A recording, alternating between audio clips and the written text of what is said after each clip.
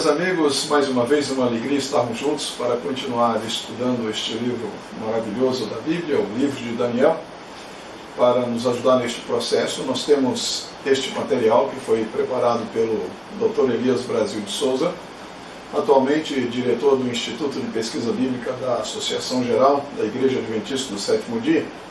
Juntamente com este material, ele preparou também este outro livro e oferece informações um pouco mais detalhadas sobre os assuntos que nós estamos estudando. Este material você pode adquirir no site da Casa Publicadora Brasileira, que aparece aí na sua tela. Meu nome é João Antônio Rodrigues Alves, eu sou professor de Teologia do Seminário Adventista de Teologia, com sede na Faculdade Adventista da Amazônia, localizado na cidade de Benevides, região metropolitana de Belém, estado do Pará. Como nós observamos na primeira lição desta série, o livro de Daniel ele tem uma estrutura literária que nos ajuda na sua interpretação. E, especialmente os primeiros capítulos, eles estão estruturados em uma forma de paralelismo, de maneira que os capítulos se relacionam. Neste caso, nós vamos estudar o capítulo 7 de Daniel, e o capítulo 7 está relacionado com o capítulo 2. No capítulo 2 do livro de Daniel, o rei Nabucodonosor tem um sonho de uma grande estátua. Aqui no capítulo 7, é Daniel que tem um sonho de 4 animais. Então nós já vimos esta sequência de quatro metais na estátua. Aqui nós temos 4 animais, mostrando este relacionamento e significando que eles estão tratando do mesmo assunto. Mas não é uma mera repetição. Como nós também já declaramos aqui logo no início dos nossos estudos, esta repetição ela sempre acrescenta algum detalhe. É uma recapitulação com ampliação de informações, ajudando assim a oferecer um quadro mais completo da revelação divina. Uma coisa interessante que nós observamos aqui no capítulo 7 é que, pela primeira vez, Daniel está no seu direito próprio como profeta. Porque até aqui, por exemplo, lá no capítulo 2, Daniel era o intérprete do sonho do rei. No capítulo 4, Daniel também é o intérprete do sonho do rei Nabucodonosor, o sonho da grande árvore. No capítulo 5, Daniel é aquele que interpreta a escritura na parede por ocasião do juízo de Deus sobre Belsazar e, por consequência, sobre Babilônia.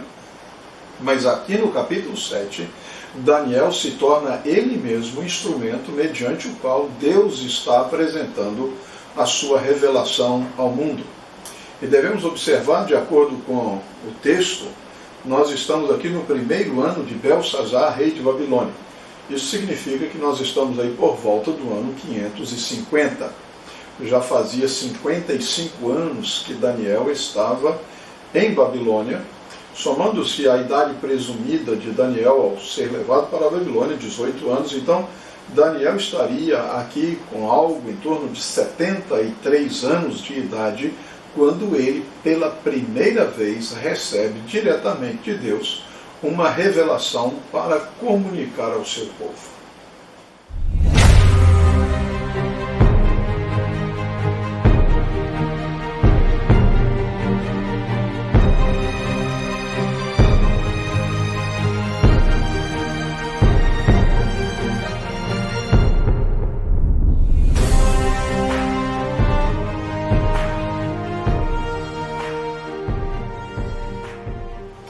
Antes de entrar diretamente nos detalhes do capítulo 7, vamos orar a Deus e pedir a sua bênção para o estudo que faremos.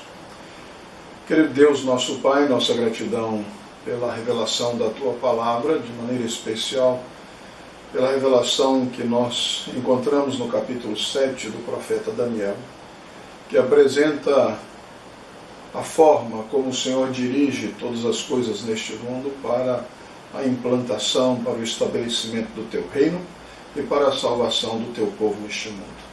Pedimos que o Teu Espírito possa mover o nosso coração e o coração de cada um que nos assiste para compreender a Tua mensagem. Oramos em nome de Jesus. Amém.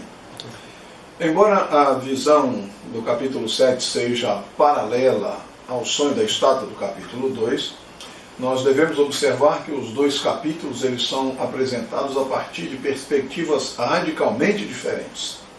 No sonho da estátua é a perspectiva humana, a forma como o homem olharia os grandes impérios deste mundo.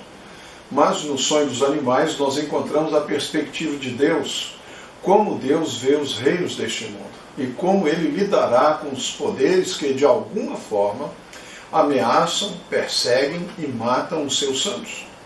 E esta é naturalmente outra diferença entre os dois capítulos. O capítulo 7 acrescenta detalhes acerca de um poder político-religioso que traria sofrimento e morte aos santos antes do estabelecimento do reino eterno de Deus. E talvez por isso, para tornar evidente o domínio celeste sobre os negócios humanos, o capítulo 7 ocupe o próprio coração do livro de Daniel, sendo provavelmente a cena mais importante em todo o livro, em termos de seu impacto sobre o pensamento judaico e cristão posterior. Nas palavras de Andrew Steinman, um intérprete luterano, é este capítulo que introduz o Filho do Homem, um importante conceito messiânico que é retomado por Jesus nos Evangelhos.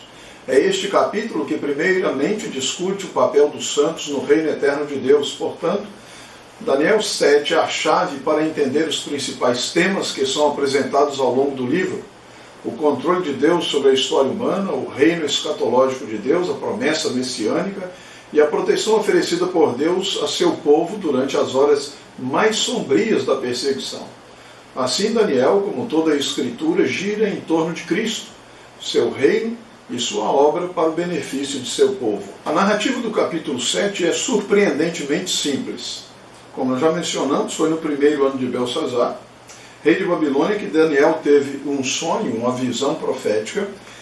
E nesta visão, neste sonho, ele contemplou o mar agitado pelos ventos, e deste mar surgiram 4 animais, sendo o quarto animal terrível e espantoso, com 10 chifres, dentre os quais surge um chifre pequeno.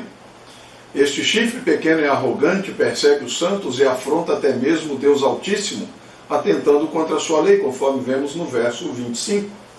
Daniel também contempla o ancião de dias assentado em seu trono para a realização de um juízo, quando os livros são abertos. Como resultado deste juízo, o chifre pequeno é destruído, o Filho do Homem reina sobre um reino eterno, o qual compartilha com os seus santos. Por outro lado, em função da complexidade dos detalhes presentes, o capítulo 7 também é considerado um dos grandes enigmas na pesquisa do Antigo Testamento.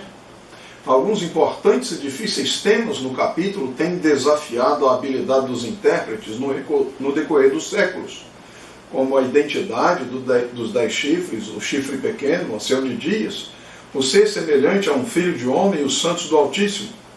Tais dificuldades tornam o estudo do livro fascinante, tentador e desafiador. Além disso, a unidade do capítulo é outra questão que divide os intérpretes.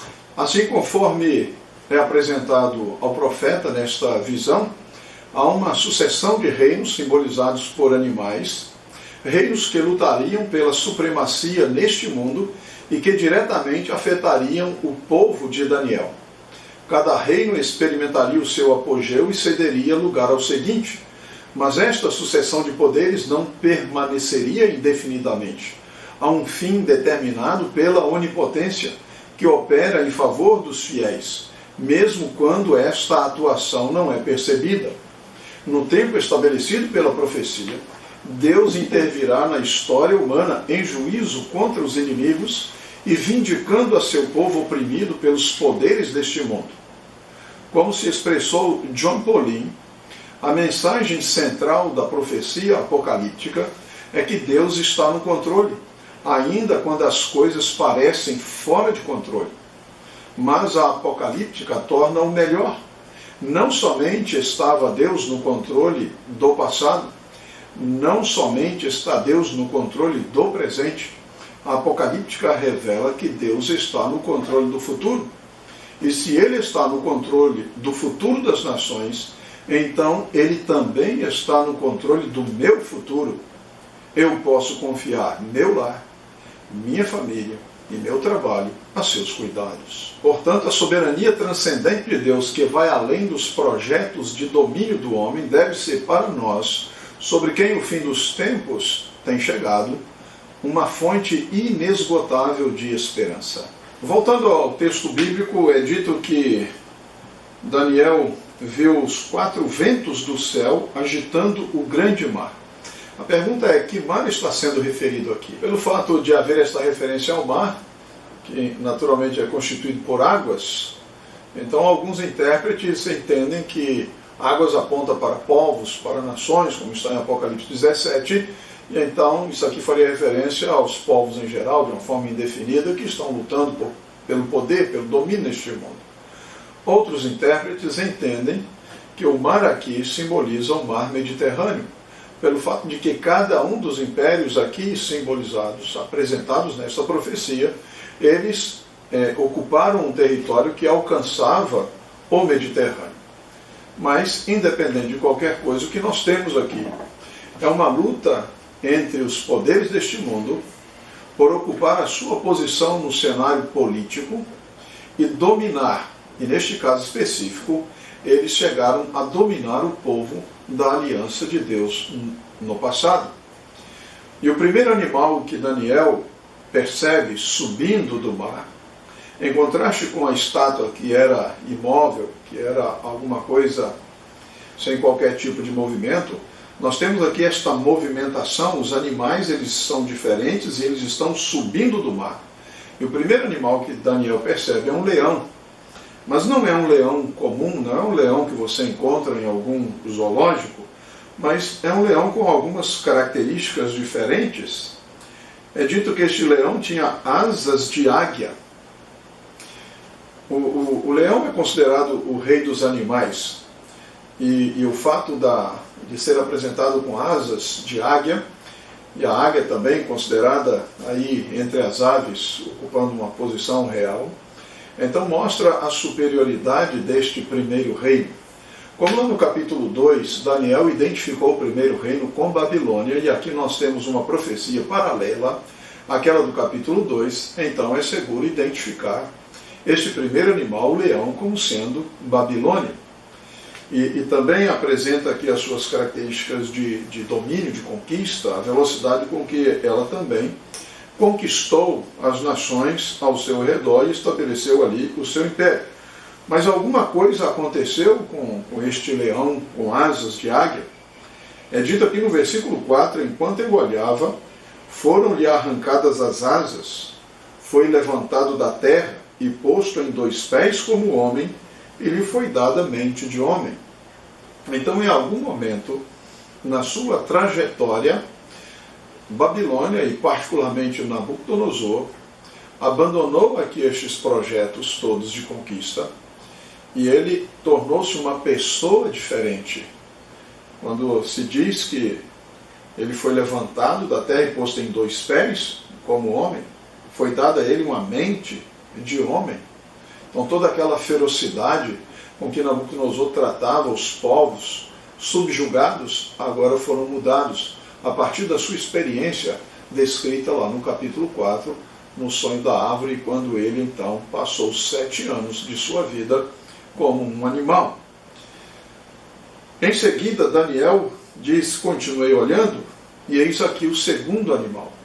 Nós estamos vendo, e aqui nós voltamos lá para a primeira lição nesta série, quando nós falamos que a abordagem que nós fazemos, a interpretação que nós fazemos, é uma interpretação historicista, ou seja, a profecia ela vai se cumprindo no decorrer da história, porque o próprio texto nos permite esta conclusão, o texto nos dirige a este conceito.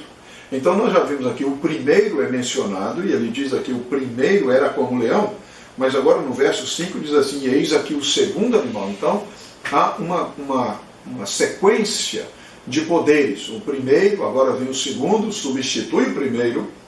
Não é que um subsiste simultaneamente com o outro, mas um é substituído pelo outro. E o segundo animal era semelhante a um urso, o qual se levantou sobre um dos seus lados. E na sua boca é dito que este urso trazia entre os dentes 3 costelas, e lhe diziam, levanta-te, devora muita carne. Este é o segundo império, que substituiu Babilônia no cenário da história naquela região do mundo.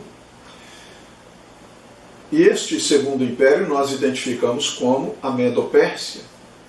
Alguns intérpretes pretendem que pelo fato de Daniel ter mencionado aqui no final do capítulo 5, Dario o Medo, que assumiu o trono de Babilônia após a morte de Belsazar, no ano 539 a.C., então estes intérpretes dizem, pelo fato de Daniel ter mencionado Dario o Medo, então Daniel está dizendo que houve um império Medo que sucedeu o Babilônia. De fato, está sendo forçada uma interpretação em cima de uma referência, de uma identificação de Dario como sendo de descendência dos Medos. Na realidade, na própria interpretação que Daniel ofereceu no capítulo 5, daquela inscrição que apareceu na parede, no verso 28, diz assim, dividido foi o teu reino e dado aos medos e aos persas. Daniel já está dizendo que quem sucederia Babilônia no cenário político, naquela região do mundo, não seria a Média isolada, um poder independente, mas seria a Média associada com os persas. Posteriormente, no capítulo 6, é mencionada a lei dos medos e persas. Nós temos aqui uma referência a Dario o Medo, ele está reinando, mas o decreto que Dario assina é de acordo com a lei dos medos e persas. Ora, se a Média fosse um poder independente, fosse um império independente, não faria sentido dizer que aquele decreto era de acordo com a lei dos medos e persas, que não podia ser revogado. Quando nós avançamos um pouco mais, nós chegamos aqui no capítulo 8, Daniel tem novamente uma visão e ele vê um carneiro. E este carneiro, posteriormente, ele é identificado no versículo 20 do capítulo 8 como sendo os reis da Média e da Pérsia. Ou seja, nós temos um animal e este animal representa a Média e a Pérsia. Um só animal e a Média e a Pérsia. E por que isso acontece? Historicamente,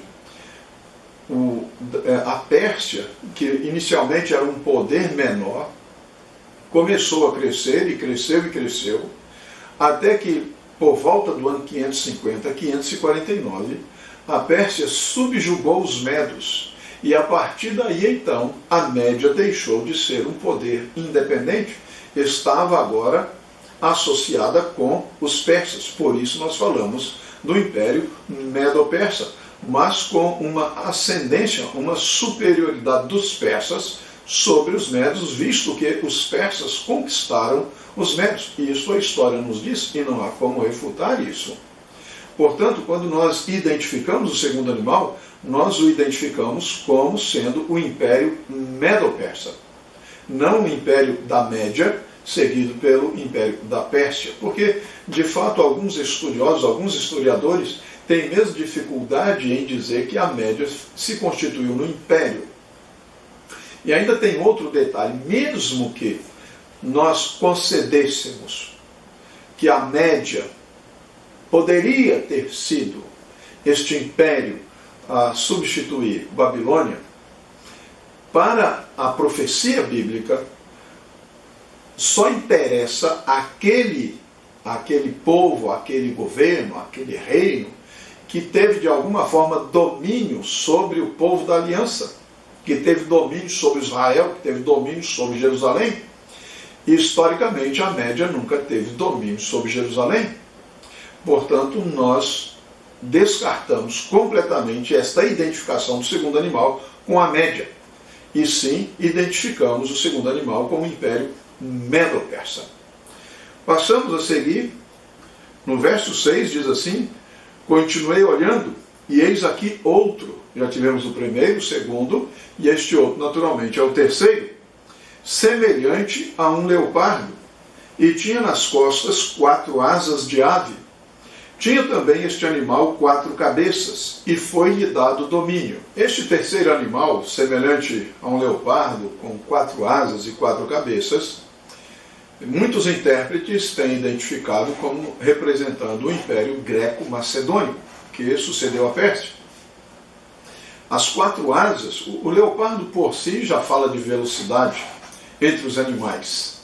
E este animal veloz por si mesmo, com quatro asas, indica mais ainda a rapidez com que Alexandre o Grande realizou as suas conquistas. Em poucos anos, Alexandre transformou aquilo que seu pai Filipe havia iniciado em um império que alcançou até mesmo as margens do Indo. Portanto, isto simboliza bem a rapidez das conquistas de Alexandre. Agora, as quatro cabeças, também muitos intérpretes consideram constituir a divisão que ocorreu após a morte de Alexandre. Alexandre foi rápido em suas conquistas, mas ele faleceu muito cedo. E ele tinha herdeiro, ele tinha um filho ainda, infante, ele tinha um meio-irmão, e assim por diante, mas nenhum desses assumiu o trono, senão que os seus generais, quatro generais, assumiram o império, dividiram entre eles. E estes generais, eles são conhecidos na história como sendo Lisímaco, como sendo Seleuco, Ptolomeu e Cassandro. Destas divisões do Império de Alexandre, só nos interessam Ptolomeu, iniciando aí a dinastia Ptolomaica, que ficou com o Egito, e Seleuco, que iniciou a dinastia Seleucida na Síria. Por quê? Porque nós temos aqui a Síria ao norte, Egito ao sul, e neste meio está a Palestina, ou seja, está o povo da aliança de Deus no passado. E é somente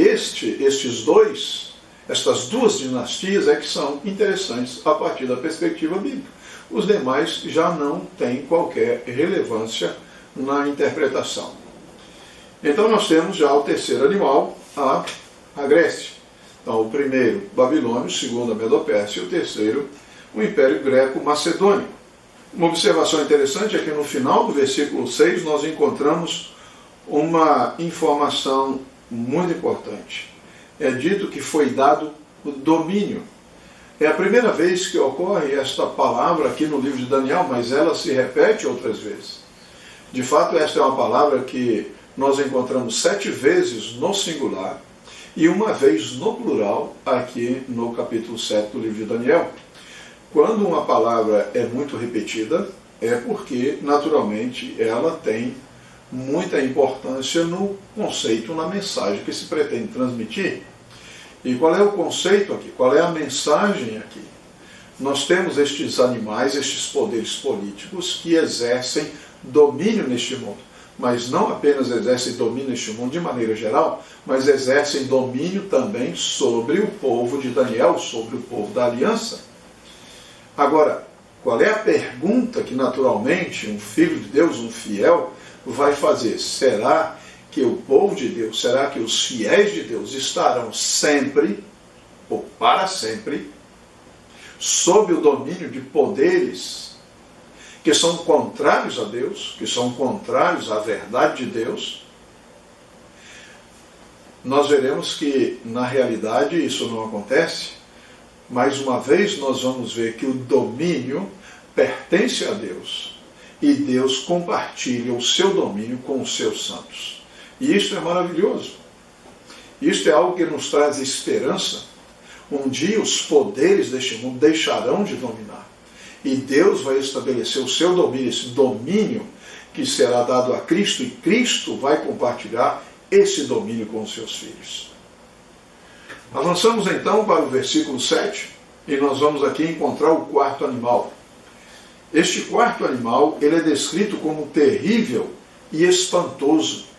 Ele é sobremodo forte e tinha grandes dentes de ferro. Ele devorava, ele fazia em pedaços, ele pisava aos pés aquilo que sobrava.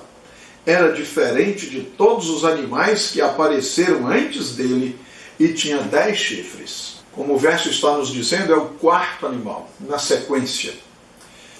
Que animal, ou que reino, que império sucedeu o Império Greco-Macedônico? O que nos diz a história? De fato, a história nos diz que Roma, o Império Romano, sucedeu o Império Greco-Macedônico. E essas características que são apresentadas aqui no versículo, dizendo que ele devorava, ele fazia em pedaços, ele pisava aos pés, isto descreve bem a forma como Roma ampliou o seu território através das suas conquistas com as suas legiões, estabelecendo assim o seu domínio por toda a bacia do Mediterrâneo. Então, como diz aqui o final do versículo 7, na cabeça deste animal terrível e espantoso havia 10 chifres. E no versículo 8 diz assim: estando eu a observar os chifres, eis que entre eles subiu outro pequeno, diante do qual 3 dos primeiros chifres foram arrancados. E eis que neste chifre havia olhos como os de homem e uma boca que falava com insolência. Nós aqui vamos verificar as características deste poder simbolizado pelo chifre pequeno, que são apresentados pelo mesmo profeta Daniel. Considerando que os animais anteriormente mencionados representam impérios sucessivos, e que o chifre pequeno é mencionado somente após o animal terrível e espantoso com 10 chifres sobre a cabeça, este fato por si só aponta para um momento na história que vai muito além do segundo século a.C., quando Antíoco IV desenvolveu sua carreira. Analisando-se o próprio texto, o capítulo 7 de Daniel, nós encontramos aqui algumas características. Primeiro, o chifre pequeno, ele surge do quarto animal, entre os 10 chifres. Ele surge, portanto, da besta romana, do animal que simboliza o Império Romano, e de alguma maneira deve ser, portanto, uma continuação do Império Romano. Assim como nós vimos lá no capítulo 2, que as pernas de ferro que simbolizam o Império Romano, depois nós temos uma menção aos pés de ferro, parte de ferro e parte de barro. Existe uma continuidade com o Império Romano. E aqui também existe esta continuidade, visto que o chifre pequeno, ele nasce na cabeça do animal que simboliza o Império Romano. Um outro aspecto que deve ser observado a partir desta informação: o tempo do surgimento do chifre pequeno e os eventos ocorridos naquele tempo ajudam a identificá-lo. Os 10 chifres da besta romana representam as divisões do Império Romano Ocidental, que chegou ao seu fim no ano 476 da nossa era, com a deposição do último imperador, Rômulo Augusto. O chifre pequeno surgiu entre estes 10 chifres, assim que ele cresceu em poder após as tribos bárbaras dividirem o Império Romano por volta do 5º ou 6º séculos da nossa era. Um terceiro aspecto a ser observado é que os 3 chifres, ou os 3 reinos, seriam arrancados diante do chifre pequeno. Uma característica que não se encaixa, por exemplo, na carreira de Antíoco Epifânio, mas está em harmonia com os eventos do início do 6º século da nossa era e que conduziriam ao cumprimento das especificações da profecia dos 1260 e também dos 1290 anos. Daniel 7:25, Daniel 12, verso 11. Um quarto aspecto: o chifre pequeno falaria palavras grandes ou insolentes, palavras contra o Altíssimo. Isso está registrado aqui no capítulo 7 de Daniel, nos versos 8, 11, 20 e 25. Além de tomar alguns dos títulos anteriormente utilizados pelos Césares de Roma, o bispo de Roma também assumiu títulos religiosos e prerrogativas que somente podem ser descritos como palavras insolentes. Por exemplo, o título Pontifex Maximus, que era utilizado pelos Césares, passou a ser utilizado também pelo bispo de Roma. Uma outra característica que nos ajuda na identificação do chifre pequeno é que os santos do Altíssimo deveriam ser entregues a este poder simbolizado pelo chifre pequeno e também seriam oprimidos por ele. Portanto, o chifre pequeno seria um poder perseguidor. Nós vemos aqui no capítulo 7, no verso 21, diz assim: e eu olhava, e eis que este chifre fazia guerra contra os santos e prevalecia contra eles. E no verso 25, uma das divisões do verso diz assim: e os santos lhe serão entregues nas mãos por um tempo, 2 tempos e metade de um tempo. Um outro aspecto que nós devemos observar e que nos ajuda na identificação deste poder simbolizado pelo chifre pequeno. O chifre pequeno tentaria mudar os tempos e a lei. A palavra aramaica para tempos, que aparece aqui no verso 25 do capítulo 7 de Daniel, é zimnim. É a forma plural de zeman. Quando usada no singular, esta palavra se refere a um ponto no tempo, mas como plural, ela faz referência a pontos repetidos no tempo. E estes pontos repetidos no tempo, eles estão vinculados no mesmo verso com a lei de Deus. Que lei é esta? Deus apresenta várias leis no Antigo Testamento, mas a lei de Deus, por excelência, é os 10 mandamentos. E existe apenas um mandamento nos 10 mandamentos que faz provisão com respeito a tempo. Portanto, e é o mandamento do sábado. Portanto, quando diz aqui que o chifre pequeno faria um atentado contra a lei de Deus, está dizendo que faria um atentado especificamente com relação ao sábado, que é o tempo designado por Deus como um tempo especial para adoração, para ser dedicado às atividades religiosas. O chifre pequeno tentaria mudar os tempos e a lei, tentaria mudar o mandamento do sábado. Na realidade, isto foi tentado e de fato se espalhou pela cristandade de tal forma que hoje o sábado é considerado alguma coisa que só dizia respeito ao povo judeu e não diz respeito aos cristãos.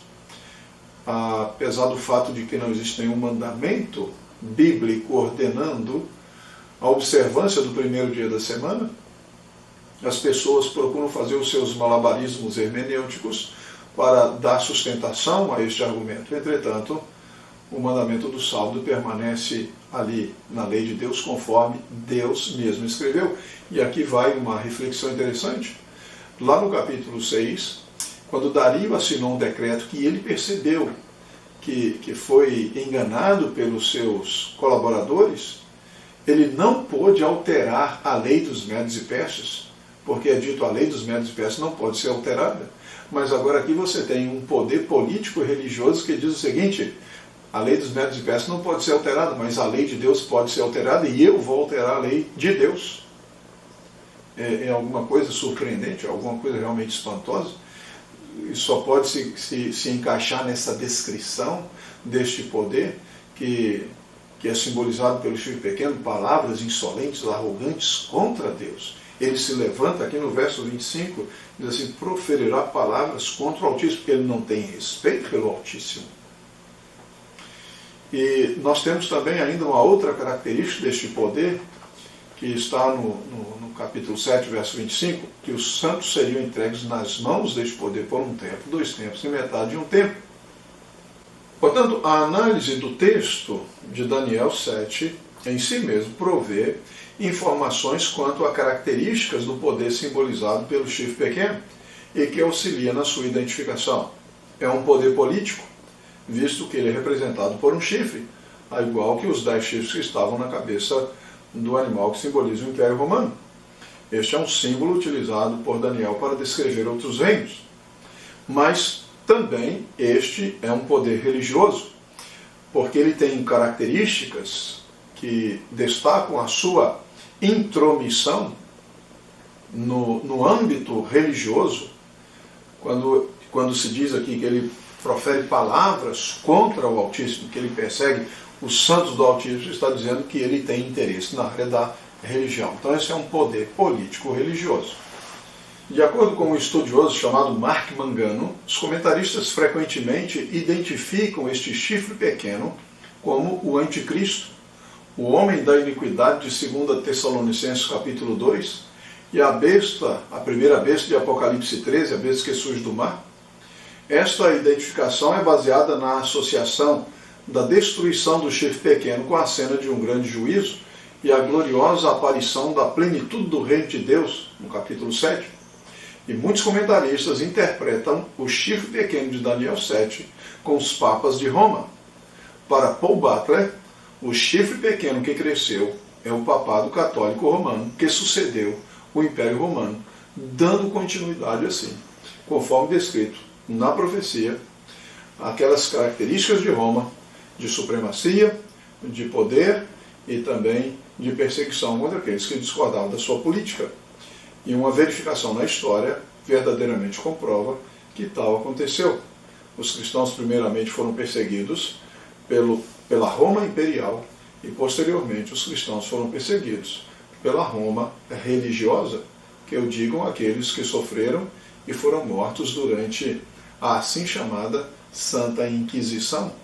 Esta Inquisição que ocorreu não apenas na Europa, mas foi transportada para a América Espanhola.